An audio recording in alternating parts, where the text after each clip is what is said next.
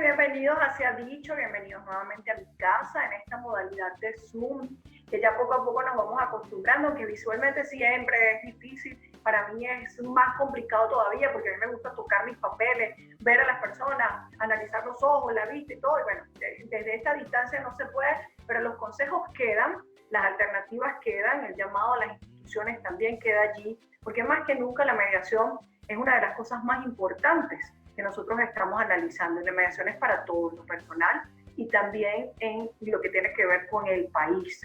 ¿Cuánta falta hace la reconciliación y la mediación en Venezuela para que diéramos pasos como lo tenemos acá? Nuestro interés superior es definitivamente la justicia, los derechos de las personas, que usted tenga herramientas suficientes para dirigirse a una institución, que proteja sus derechos, que sepa qué firmar, qué no firmar. Nosotros tenemos aquí esta misión desde hace muchos años en la pantalla de Televen. Gracias a Televen porque ha tenido toda la paciencia también de mantener a sus talentos cuidados, protegidos. Mucha gente me escribe por allí, ¿y ustedes por qué no vuelven? ¿Se acabó el programa? No se acabó, gracias a Dios. Nosotros seguimos acá, seguimos con nuestro compromiso. Nuestros compañeros en vivo están grabando con restricciones. Fíjense que no hay invitados ni nada que nos pueda someter a un riesgo porque obviamente Televen también tiene que cumplir con las condiciones de medio ambiente de trabajo y nos quiere proteger, nos quiere cuidar con el riesgo mínimo. Nuestro programa es un programa de riesgo porque tiene público, porque tiene personas que van de todas partes, porque tiene expertos y tenemos que por ahora mantenernos en este formato. Lo importante es mantenernos y estar con ustedes por aquí. Así que ya estamos listos para grabar los dos casos de hoy. Antes les voy a recordar nuestro correo electrónico shdteleven@gmail.com, shdteleven@gmail.com, la cuenta de Instagram del programa @seadicho_televen y mi cuenta personal para que me quieran y me digan cosas bonitas por allí, @MoniFernández con una Z y con una S. Así que listo, adelante con el primer caso. Bien, le doy la bienvenida al señor José Alberto Villero. Él está en San Cristóbal, Estado Táchira. Buenas tardes, ¿cómo está José Alberto? Buenas tardes, doctora, muy bien. Yo soy fiel seguidor de su programa. Muchas gracias. A ver, José Alberto, me cuenta el equipo de producción que usted tiene un problema vinculado con una sucesión. Sí, señora, una sucesión. Ok, cuénteme. Bueno, le cuento, doctora, que mi mamá tuvo dos relaciones de pareja, que fue una con mi padre, y de esa relación tuvo dos hijos. Ella se casó con mi papá y después se separó y tuvo otra relación con un señor donde tuvo una niña. Pasando el tiempo, también se separó ese señor y quedó sola. Pero durante ese tiempo que vivió con ese señor, pasaron muchas cosas. Ese señor la maltrataba, le daba muchos golpes a mi madre. Ese señor trató de abusar de mi hermana cuando tenía como 12 años. Ese señor se agarró a golpes conmigo cuando yo tenía 10 años, 2 o 3 veces a golpes conmigo, que tuvo una vez que interferir la policía y llevárselo preso. Y bueno, de ahí fue que salió esa relación, salió esta niña que es con la que yo estoy ahorita discutiendo la sucesión. Ahora, ella, ¿qué sucesión están discutiendo? Bueno, mi mamá fallece. Mi mamá fallece y deja unos bienes. Mi mamá fallece el 27 de marzo. Este 27 de marzo que viene cumple 4 años que falleció. Okay. Ella deja unos bienes en Venezuela y unos bienes en Colombia, porque ella fallece en Colombia y estaba trabajando en Colombia con una empresa que tenía, estaba trabajando allá y ella en ese momento se enferma y es cuando se hacen los tratamientos en Colombia. Pero ella tiene unos bienes aquí en Venezuela y dejó unas cuentas por cobrar en Colombia. Okay. Y unos bienes en Colombia. Ok, cuando usted me dice que está discutiendo con su hermana, pero al principio de su relato me habló de unos hermanos de la primera relación de su mamá.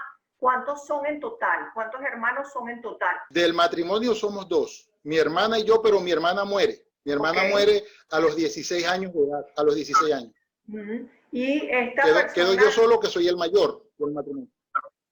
Ahora, esos bienes que ustedes están discutiendo, ¿formaban parte del primer matrimonio? ¿Formaban parte de la segunda relación? En la segunda relación, pregunto, José Alberto, ¿su mamá se casó o no se casó con el señor? Bueno, si supiera, doctora, que ellos trataron siempre de que mi mamá se divorciara, porque el papá, mi padrastro y mi hermana, ellos me veían como una amenaza. Digo yo una amenaza porque mi mamá estaba casada con mi papá y entonces si ella trabajaba se suponía que todo era de mi papá y mío. Entonces ellos decían, si tú no vives con ese señor, tienes que casarte con mi papá, ya tú no vives con él, le decía a mi hermano. O Mi sea que mamá no, nunca se divorció, nunca se divorció. ok, o sea que ella fallece estando casada con su papá. Exacto, en todos los documentos aparece casada con mi papá, en todos. Papá, ¿y su papá falleció? No, mi papá está vivo y está enfermo y tiene 5 hijos más por fuera que no son mis hermanos de parte de padre, pero con otra señora. Ok, pero eso es interesante porque en ese caso los bienes por herencia o los bienes que adquirió su mamá durante todos estos años, en un 50% le corresponden a su papá. Bueno, eso es lo que dice la ley, doctora, pero hay problemas con mi hermana porque mi mamá fallece y no hay un abogado, porque yo me he entendido ya con 2 abogados de ella, que le diga que ella no es la única heredera, ella no es la única dueña, que hay más herederos y cuando en una herencia hay más herederos tiene que compartir y tomar decisiones mutuamente, no ella solamente tomar decisiones para vender, para comprar y para hacer vuelto de los bienes y de las cosas, que es lo que ella ha hecho. ¿Y ella está en Venezuela o está en Colombia? Ella está en Venezuela, vive en Mérida, en un apartamento de mi madre, casada con mi papá, que fue el que dejó. Mi mamá dejó un apartamento, dejó una casa en San Cristóbal, dejó un carro, dejó una empresa aquí en Venezuela y en Colombia dejó unos bienes, una cuenta por cobrar y un seguro de vida. Mi hermana, cuando mi mamá está enferma, sabiendo que se iba a morir y que tenía cáncer, ella agarra un seguro de vida y se pone ella única beneficiaria. Ahora, yo no me entero por ella, me entero por una tía que me dice, mira, tu hermana tiene un seguro por ahí, ella es la única beneficiaria. Sí, qué bueno, pero me hubiese dicho para yo saber, porque yo no tengo que enterarme por otra persona, otra tercera persona, porque eso es sospechoso. Eso es sospechoso, que me diga y yo no voy a pelear nada. ¿Cómo era la relación de ustedes como hermanos durante todo este tiempo y cómo era su relación con su mamá? Bueno, la relación de nosotros siempre fue, le digo yo, mala, de mi hermana y la mía. Y con su papá, porque como le cuento, su papá todo viene de un problema de maltrato de mi mamá, de mi hermana, mío, y después ella viene y sigue la misma escuela del padre.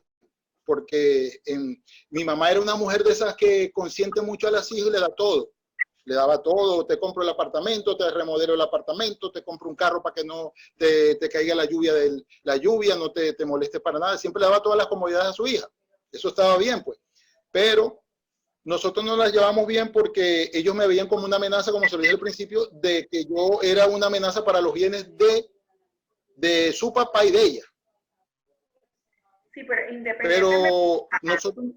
independientemente de la realidad, hay un hecho jurídico que no pueden saltar, pero ahí ya vamos a hablar de la parte moral y luego de la parte legal, ¿no? Es decir, legalmente, mientras ella siga casada con su papá, él tiene que aparecer en la sucesión. Eso es lo legal.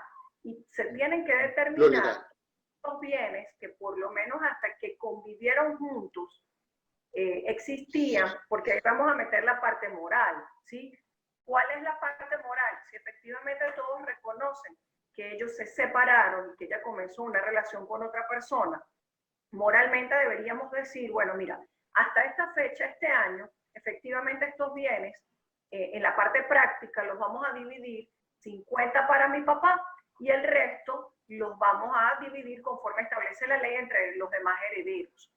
La parte moral diría, bueno, yo no voy a quedarme con algo que no es de mi papá, porque mi papá no convivió con ella, porque realmente aún cuando jurídicamente estaba el vínculo y en estricto derecho efectivamente a su papá le tocan esos bienes, deberían sincerarse y decir, no, estos ya no son bienes de la comunidad conyugal, vamos a repartirlo en partes iguales entre los hijos, porque al final quedan solamente 2 hijos.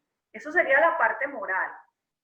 Por lo que veo, y si después de 4 años no han hecho la declaración sucesoral, me imagino es que ella no quiere incorporar a su papá dentro de la sucesión. Ya yo hice la declaración, doctora, y puse a mi papá. Puse a mi papá y estamos 3, mi papá, ella y yo. Ahora, ¿cómo dice? No la escuché. ¿Cuándo se hizo la declaración sucesoral? Yo la hice hace 2 años, aquí está la fecha, la hice hace 2 años, pero se metió lo de la pandemia y me falta un documento que es una cédula catastral de un apartamento y no he podido, ¿cómo es la palabra? No se ha podido mover más la sucesión, pero ya tengo toda la documentación y hice la declaración en el CENIA. Me dijeron, traiga este documento para que pueda circular todo. Pero no ha salido la solvencia sucesoral. No ha salido, no ha salido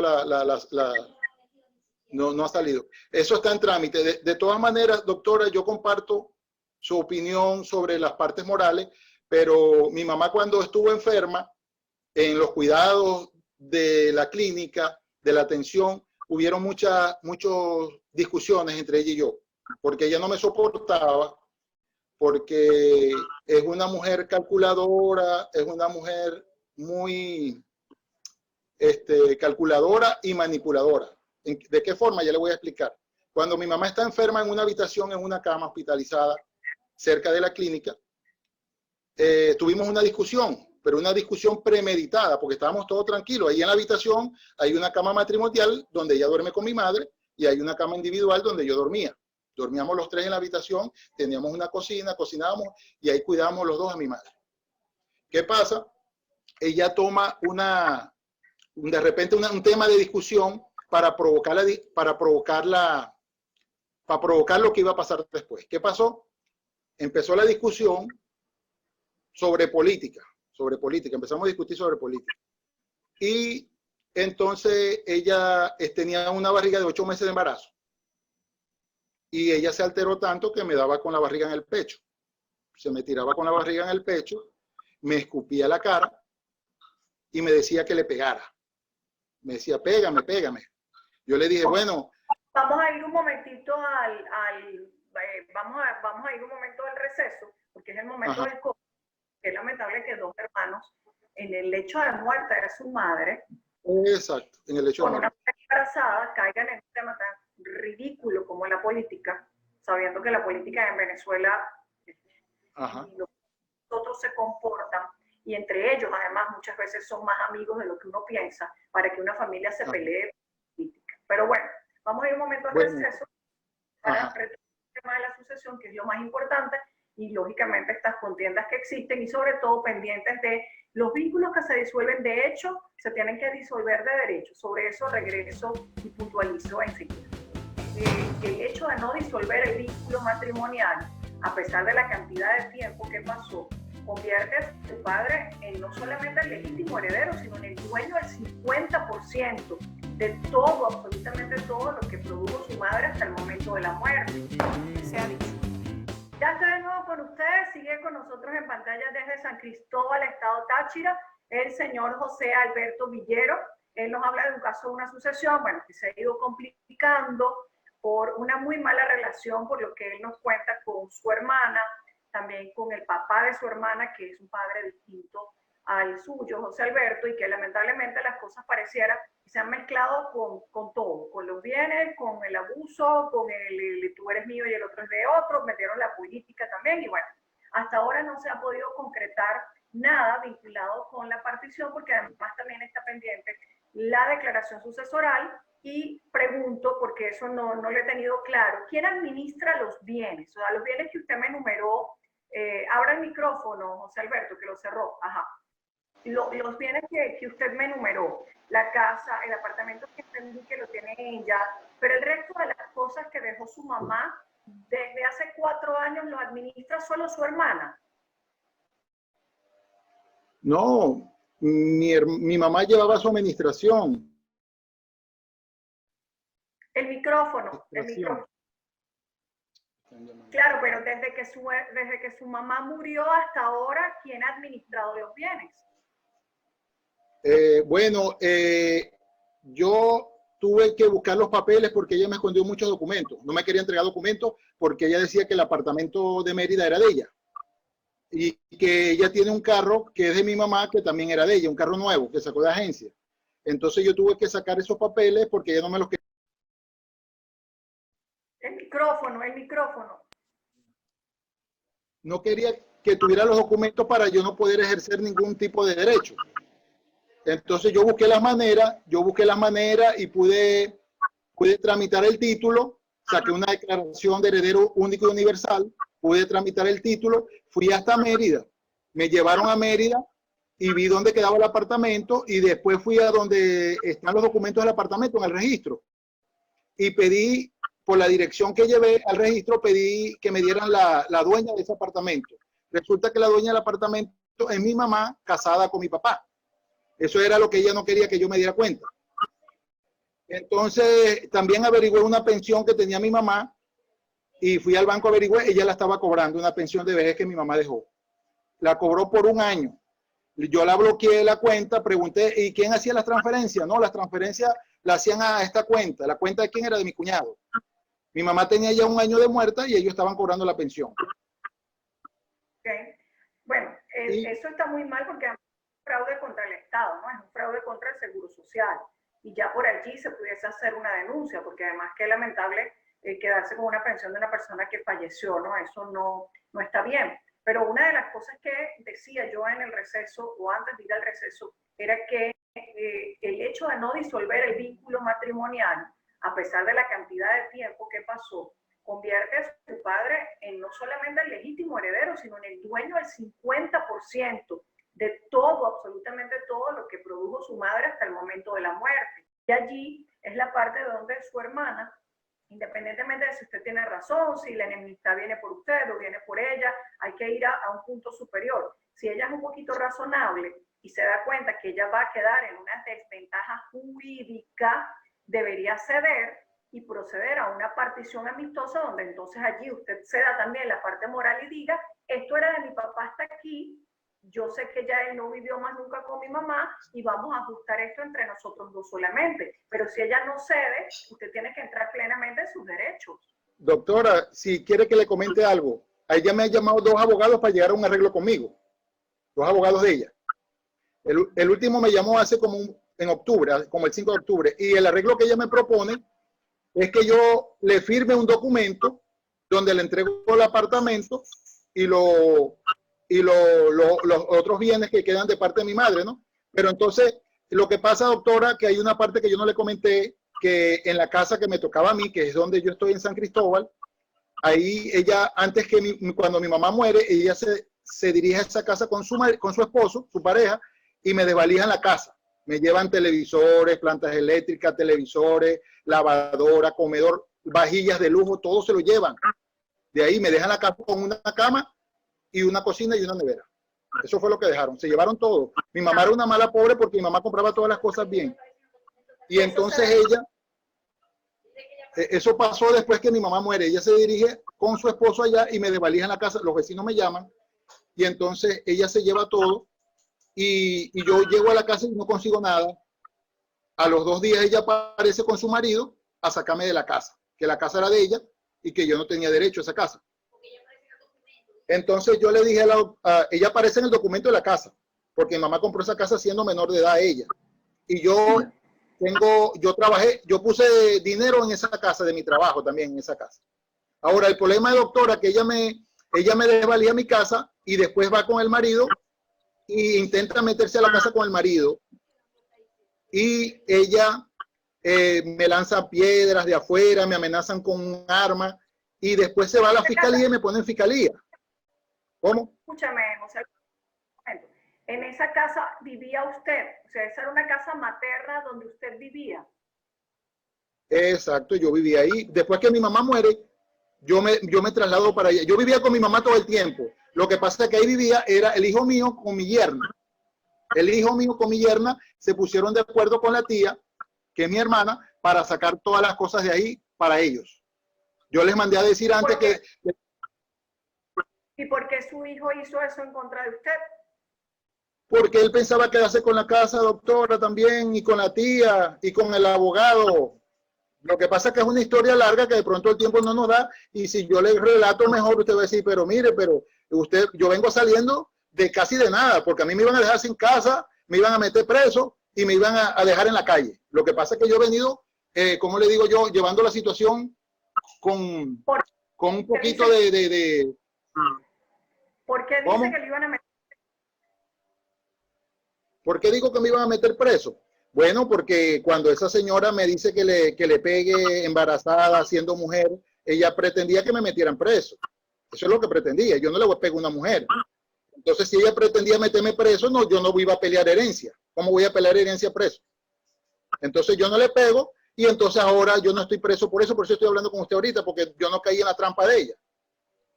Entonces, aparte que me quiere meter... ¿Ah? Un momento al receso. Vamos un momento al receso porque necesito que me hable de lo que está en Colombia, quién lo está administrando o quién lo está gerenciando, y esa propuesta de ese abogado, de su hermana, en qué fecha se hizo y si usted hizo o no hizo una contrapropuesta. Vamos un momentito al receso, ya vuelvo con ustedes. Les recuerdo nuestro correo electrónico temporal mientras estamos vía Zoom, shdteleven@gmail.com, shdteleven@gmail.com. Mi cuenta en Instagram, @monifernández con una Z y con una S. Receso y vuelvo con mi abogada, que tiene ciertos conocimientos. Ella debe saber que para usted ceder una parte, el derecho es su papá, porque si su papá se muere, eso se va a complicar peor todavía, porque entonces va a haber dos sucesiones pendientes.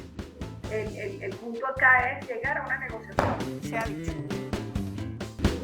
Ya estoy de regreso con ustedes. Lamentable todo lo que nos está contando José Alberto. Seguramente su hermana tendrá algunas otras cosas que decir. Yo se lo decía a una persona en estos días que teníamos una mediación en el despacho. Yo le decía, bueno, en la medida en que tú cuentes, la otra parte también va a contar. Y la otra parte tendrá cosas que decir, más aún cuando esto pareciera que es una enemistad desde hace mucho tiempo, de cosas que lamentablemente no se resolvieron en vida, entre ellas el vínculo matrimonial con su papá, que es un papá distinto al de su hermana. Yo le preguntaba a José Alberto, antes de irnos al receso, los bienes de Colombia, ¿quién los está administrando? Y cuándo le presentaron a usted la propuesta, en qué fecha fue, y si usted dio formal respuesta a esa propuesta. Bueno, doctora, los bienes que mi mamá dejó fueron unas letras por cobrar, un seguro de vida que yo verifiqué que sí existía, el seguro de vida donde ella aparece beneficiaria, y una casa que ella vendió estando viva, pero no se la pagaron completa, le pagaron una parte. Yo tengo los documentos, pero como yo estoy acá en Venezuela, no pude dejar a alguien pendiente. Yo me entero porque yo tengo ya que familiares que me informan de las cosas que pasan y que ella está haciendo. Yo la estoy dejando correr, que ella vaya, como ella siempre le gusta agarrar la delantera, siempre va adelante, y ella es abogada, doctora, oye, ella es abogada. Entonces le cuento que es abogada, y entonces yo digo, mira, tú eres abogada, entonces tú sabes más de leyes que yo, me imagino que eres más inteligente que yo, y te va a salir todo bien porque sabes de leyes. Y entonces, bueno, ella siempre va a la delantera. Independientemente del conocimiento legal o no, es demasiado fácil, porque la ley y el Código Civil venezolano es demasiado claro. Es decir, existe un vínculo matrimonial que nunca se disolvió, por lo tanto el cónyuge es dueño del 50% de todo lo habido durante el matrimonio, que aun cuando se terminó de hecho, no se terminó de derecho. El cónyuge pasa a ser heredero por los dos hijos que quedan sobrevivientes, y por lo tanto legalmente no es que alguien lleve la ventaja o no, sino que efectivamente quien esté en disposición de los bienes, en el caso del apartamento de Mérida ya está en el apartamento de Mérida, en el caso de la casa de San Cristóbal está en el apartamento, en la casa de San Cristóbal, pero hasta que eso no se parta, entonces hay solo dos vías. Si usted no está de acuerdo con lo que se está presentando como propuesta, hay que hacer una contrapropuesta formal, en la medida en que el punto acá de negociación más importante, José Alberto, es qué hacemos con la figura de su papá, que es el esposo legalmente de la difunta. Y ese es el punto de negociación más importante. Si su hermana es abogada y tiene ciertos conocimientos, ella debe saber que para usted ceder en una parte el derecho es su papá, porque si su papá se muere, eso se va a complicar peor todavía, porque entonces va a haber dos sucesiones pendientes. El punto acá es llegar a una negociación. ¿El tema cuál es?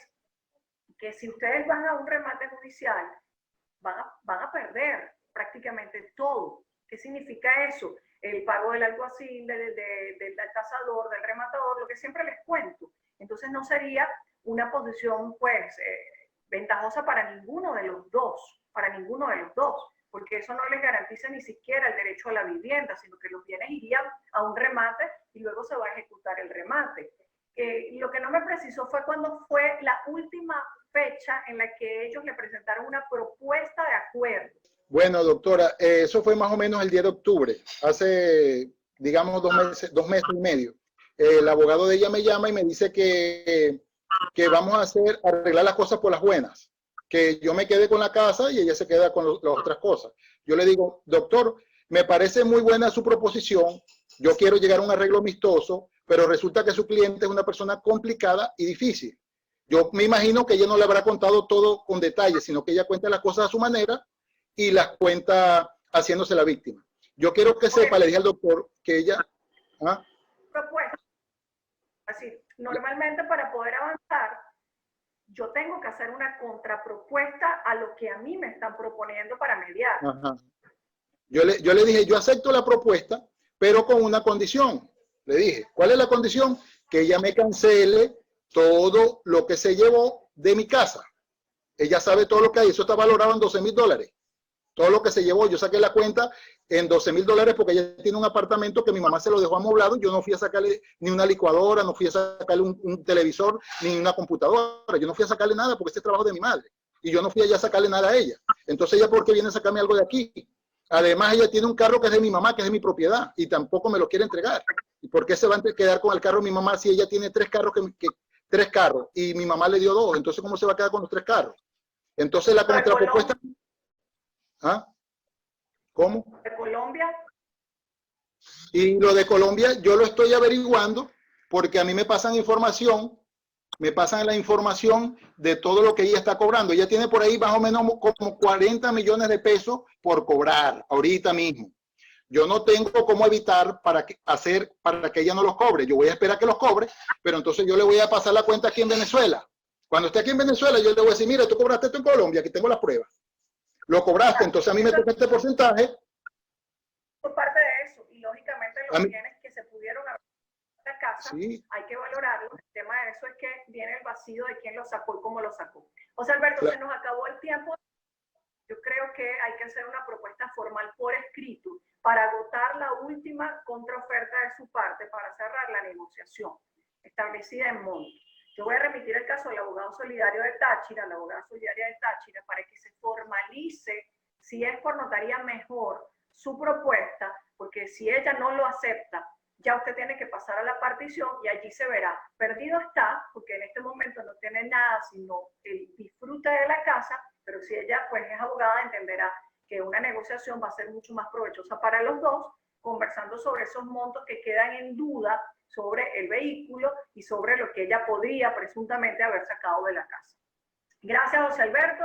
Acepto la solicitud, lo enviamos a Táchira, formalizamos propuestas. Recuerden siempre que las propuestas hay que formalizarlas. No pueden ser verbales, tienen que ser por escrito, preferiblemente a través de una notaría cuando hay conflictos entre las partes, para que definitivamente pudiesen ustedes lograr un acuerdo y si no, pues lamentablemente judicializar el conflicto. Mientras luego recibimos el siguiente caso.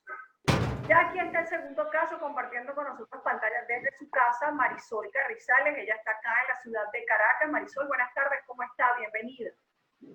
Muy buenas tardes, gracias. Bien, Marisol, usted tiene un problema laboral, me dice el equipo de producción. ¿Qué pasó?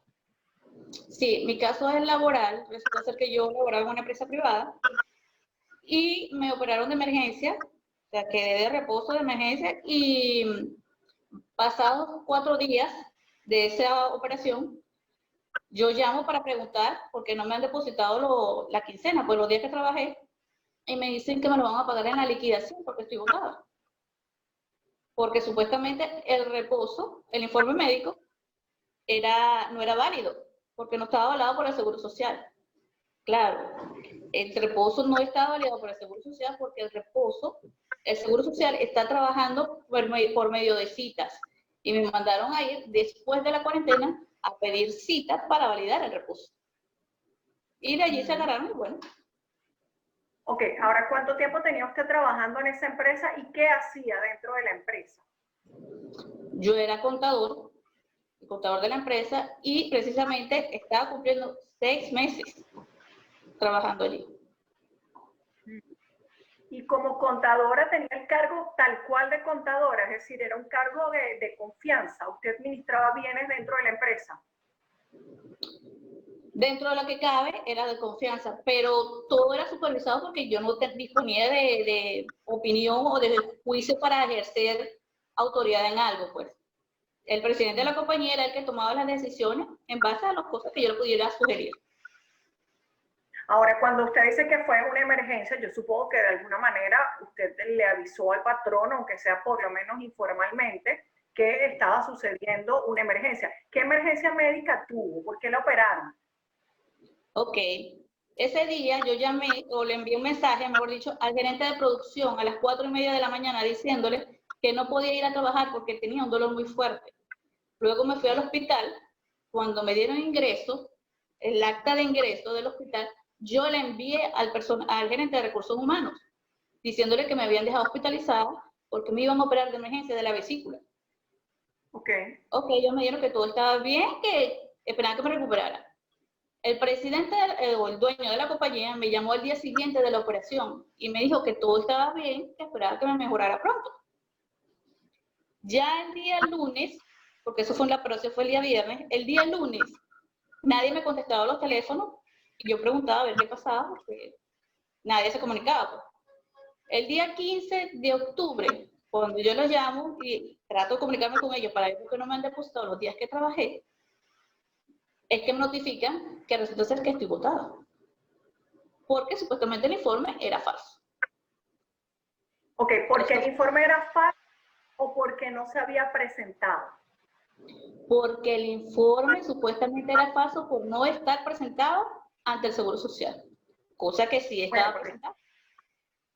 Son dos cosas diferentes. Primero, que si usted estaba dentro del lapso de los 5 días que establece la ley, todavía no había que validar nada social, sino que simplemente usted estaba en una situación de emergencia. Pero además entiendo, usted se operó en un hospital. Hospital público, hospital clínico universitario. Precisamente por eso, al ser en un hospital público, pues de alguna manera el informe que le están emitiendo tiene las características de ser un documento que expide una entidad pública. Por eso sospecharon del documento, sería muy grave porque su patrono de alguna manera estaría presumiendo que dentro del hospital se hizo algo falso tan grave como una operación, porque usted me dice que fue porque, no sé, se sentía mal del dolor de cabeza o tenía náuseas, etcétera, pero el hecho de poder simular una entrada a quirófano ya me parece algo sumamente delicado, sí. ¿No? Ahora, la necesidad o no de validar con el Seguro Social, es que efectivamente estamos en una situación no tradicional, ¿sí? Sí, efectivamente, después que hay una operación que va a meditar un reposo por lo menos de 15 días, supongo yo, que es el reposo que le dieron, o no sé cuánto tiempo le indicaron de reposo. 21 días. 21 días. 21 días. Efectivamente, ese reposo sí entra dentro de los que hay que validar por el Seguro Social.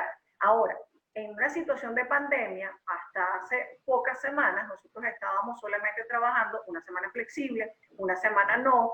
Los entes públicos solo están atendiendo casos por prioridad y no me atrevo a afirmarlo porque habría que determinarlo. ¿Qué es lo que sucedió desde el punto de vista de la operatividad o no del Seguro Social dentro de ese lapso? Porque las instituciones, las funciones tradicionales, y eso hay que entenderlo, eso ha pasado con el SAIME, con el SAREN, con el Seguro Social, etc. Vamos a ir al receso, Marisol, para que retomemos el caso, porque además hay algo sumamente importante. Hay una inamovilidad absoluta sobre la base del decreto presidencial, e independientemente de cualquier otra cosa, hay que respetar la inamovilidad. Vamos al receso y luego seguimos con el caso.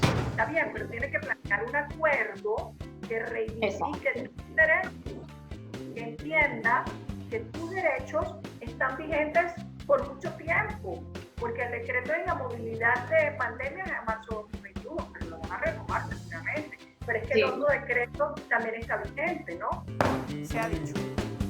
De nuevo con ustedes, está por acá y sigue con nosotros en pantalla Marisol desde acá, desde Caracas. Ella tiene un caso laboral porque comentábamos al principio, tenía 6 meses trabajando como contadora en una empresa vinculada con el diseño, artes gráficas, y una emergencia la lleva a una operación, empieza la discusión sobre el permiso, el informe médico, el reposo validado o no validado, estamos en plena cuarentena y no la dejan entrar en la empresa, es decir, ya tú no trabajas aquí y te voté. ¿Cómo fue ese momento donde le dicen, ya está votada? ¿Cómo se lo participaron?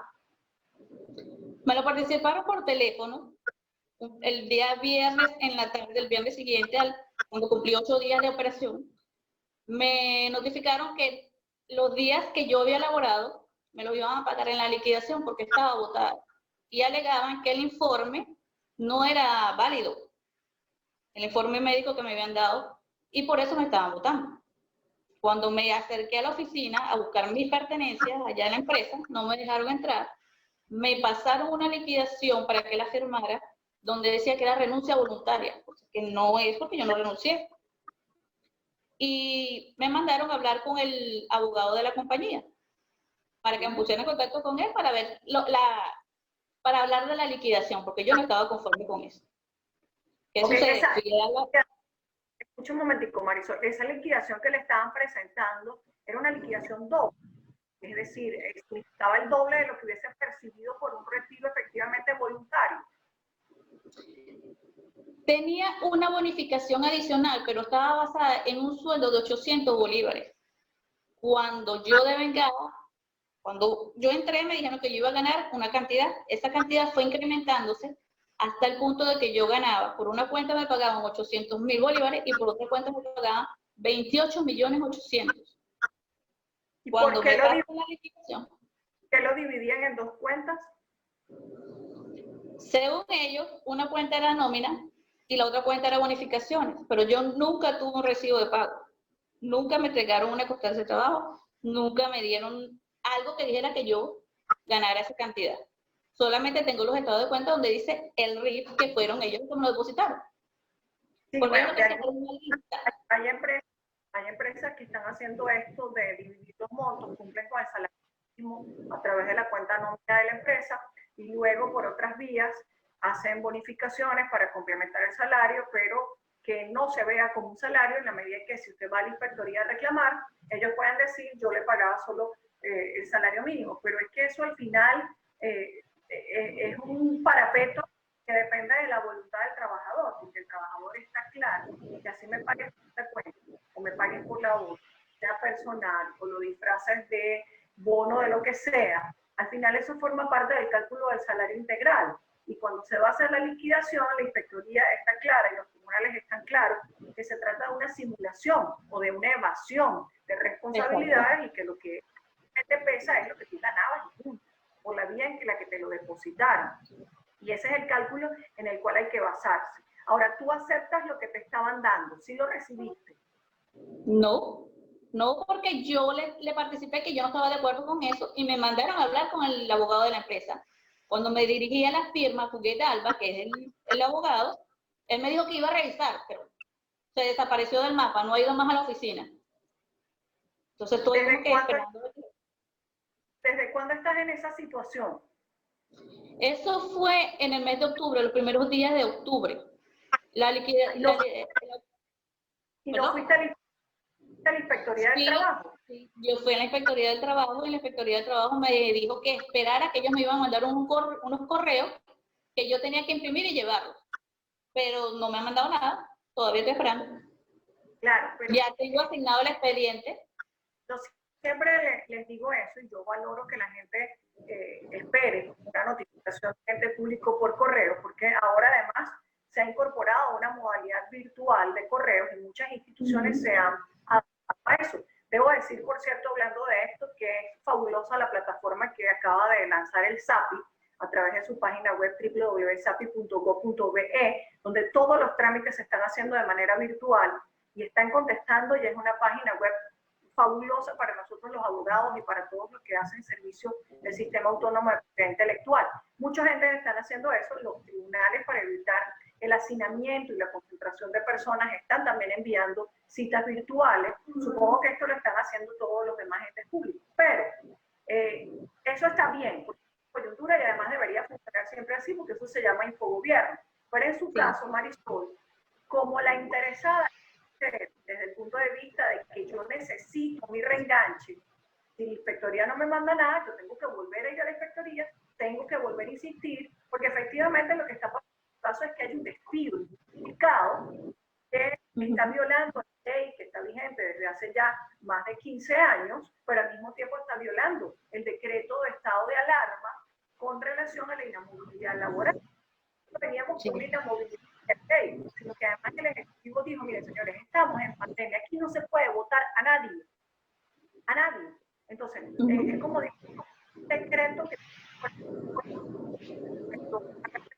pero sí visualicé, estamos en pandemia, un poco de la gente de qué va a comer la gente, dónde va a conseguir otro trabajo, aún cuando este mes estemos en una situación de flexibilidad, ya inclusive se dijo que en enero otra vez vamos a volver a una situación de cuarentena un poco más radical. Entonces, lo que se está protegiendo aquí y en otras partes del mundo es, oye, que el trabajador tenga con qué comer, ¿sí? Que tenga una seguridad o una certeza hasta donde se pueda de que su patrón siga cumpliendo con sus... Y que en su caso solamente hay una inamovilidad desde hace más de 15 años, hay un decreto de estado de alarma que impide que los trabajadores sean despedidos, pero además de eso estaba de reposo. Entonces, es como que tienes inamovilidad por todos lados. Es decir, o me siento de verdad a negociar contigo en un nivel alto y te digo, mira, ¿sabes qué? No te quiero más. No me gustó tu trabajo, tuvo de esto que me presentaste, mira, yo creo que tú no te operaste nada, que tú me estás engañando, para que el patrón no se ahorre la calificación de despido, etcétera. Entonces, la negociación tiene que pasar por la proyección del tiempo que tú tendrías inamovilidad laboral. Entonces, pareciera que además están haciendo un poco torpes con la negociación. Sí, porque es que no me contestan el teléfono, no puedo, o sea, no me atienden. No puedo entrar a las instalaciones de la empresa porque tengo prohibida la entrada. El abogado lo llamo para entrevistarme con él porque es previa cita, él nunca va a la oficina. O sea, estoy como que en el aire. Sí, yo creo que es imprescindible que insistamos con la inspectoría para que se genere el acto administrativo que efectivamente te proteja para materializar lo que corresponde por ley, que es efectivamente un reenganche. ¿Por qué razón? Porque desde el mismo momento en que la empresa no te deja entrar a tu trabajo y no te está pagando un salario, está claro que te despidió injustificadamente. Amén de cualquier negociación. Yo siempre les digo que tenemos que agotar el papelito que te va a colocar a ti en una situación de protección de tu derecho, para entonces después entrar a la parte de la negociación. Vamos a irnos al receso, tomamos con el tema de la negociación, porque me ha pasado los últimos días, he tenido muchísima gente en la oficina de abogados solidarios que está en tu situación, donde o por circunstancias que el patrono no puede seguir manteniendo a los trabajadores, o por cualquier otra circunstancia, tienen que empleo. Vamos a hablar de cuál sería la mejor forma de hacer una negociación. Vamos a ver si está bien, pero tiene que plantear un acuerdo que reivindique tus derechos, que entienda que tus derechos están vigentes por mucho tiempo, porque el decreto de la movilidad de pandemia es de marzo 2021, pero lo van a renovar seguramente. Pero es que el otro decreto también está vigente, ¿no? Se ha dicho. Sigue Marisol con nosotros en pantalla. El caso de Marisol es un caso que se ha repetido mucho, lamentablemente, durante los últimos días, a pesar de que, como decía en el corte anterior, hay una inamovilidad legal desde hace ya más de 14, 15 años, pero además de inamovilidad por decreto, pero estamos en una coyuntura país para que nadie limita nada a las leyes.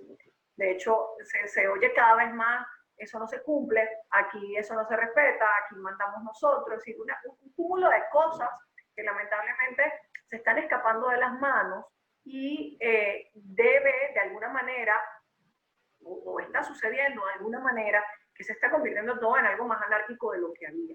Mucha gente, como yo decía, Marisol, llegan y dicen, bueno, mira, el patrón no me puede mantener, por ejemplo, los casos de los mesoneros, de las personas que trabajan, que perciben sueldos por las ventas. Entendemos que ha sido un año muy difícil para los empresarios, pero lo más importante es una negociación. ¿Por qué? Claro. Porque para Marisol va a ser un desgaste terrible el hecho de que, por ejemplo, ya vamos a estar en vacaciones. Los entes públicos se van de vacaciones, porque bueno, porque está establecido fiscalmente. Entonces, bueno, vacaciones de las vacaciones de las vacaciones, porque tenemos 8 meses prácticamente sin hacer absolutamente nada en el privado y en lo público. Deberíamos trabajar todo el tiempo para recuperar el tiempo que la pandemia nos ha hecho perder desde el punto de vista laboral y económico. Pero entonces hay que entrar a negociar, porque el desgaste de ir al inspector, el desgaste de pagar abogados, de sacar copias, de ver mañana, de ver después, y que el patrón no te va a hacer así con la judicialización de tu conflicto, porque va a decir, bueno, mira, sabes, cuando me toque pagar, pago, si es que estoy abierto, no paga nada, cambio de empresa, me cambio de local, y esta señora se fregó. Por eso yo le digo a todos, pensemos bien, ¿y cuál negociación nos tiene? Precisamente por eso he ido persuadiendo a la gente que va a la oficina y me pregunta sobre las negociaciones. Como le decía Marisol, que si bien no es el tope de lo que efectivamente yo merezco para terminar la relación, claro que ellos ya no la quieren. Es decir, ya se rompió la... No puedo volver a un sitio donde mantengo un cargo de confianza porque soy contadora y sé de las cifras, etcétera, con alguien que no me quiere, porque va a ser imposible la convivencia. Entonces hay que negociar. En este momento hay que negociar más que nunca, porque miren, nosotros no sabemos qué va a venir en enero con el tema de la pandemia. Las empresas de verdad se van a quedar sin dinero, de verdad, ojalá que no, gracias a Dios, mucha activación en la calle, en los comercios, en las tiendas, gracias a Dios, hay gente que puede comprar, en los comercios están haciendo dinero, pero no todas las empresas están en las mismas circunstancias. Hay que entrar en una situación antes de que termine este año, y lo más para reivindicar este derecho. En la que correspondería y a partir de allí, este es el tope de lo que a mí me correspondería. Yo tampoco te quiero y yo también me quiero ir. Te voy a desgastar a recibir 2 lochas en el año 2025. Yo quiero negociar con y listo y se acabó, para no tener más conflictos. Te voy a pedir, Marisol, que retomes porque esto es un punto de negociación para ver que no se ha renunciado al derecho. Yo le voy a permitir al doctor Jaime Pirela, que es laboral, excelente mediador, y es una persona además que asesora muchísimas empresas, sabe cómo decirle a una empresa, esto te va a costar menos y vamos a salir de este problema lo antes posible. Claro. Sobre la base de que independientemente de la empresa sobre Marisol, 2 decretos están establecidos en trabajador. Así que Marisol, o admitimos que usted insiste con inspectoría para nosotros un adicional de negociación y ya sobre la base de eso echamos números y logramos una negociación de la manera más sencilla posible. La empresa, si nos está viendo y la está viendo, sabe que vamos a ir en serio, que usted va a buscar reivindicar sus derechos y que en definitiva hay que hacerlo conforme lo que la ley manda, pero que también es la parte moral. No te quiero más, vete, por aquí está lo que por derecho te corresponde, que creo que es lo más sano. Acepto la solicitud para acompañarnos, la paciencia, con la luz, la internet, la cama, el auto. No se me vaya por allí, yo les pido que queda para que no, a usted, siempre estar allí. Gracias por todo puede pasar en una grabación de Zoom. Nosotros vamos aprendiendo, la vamos utilizando para llegar siempre a través del derecho a tocar su corazón. Como siempre les digo, si quiere, respeta. Un beso para todos. Dios me lo bendiga y hasta la próxima. Chao, chao. Gracias.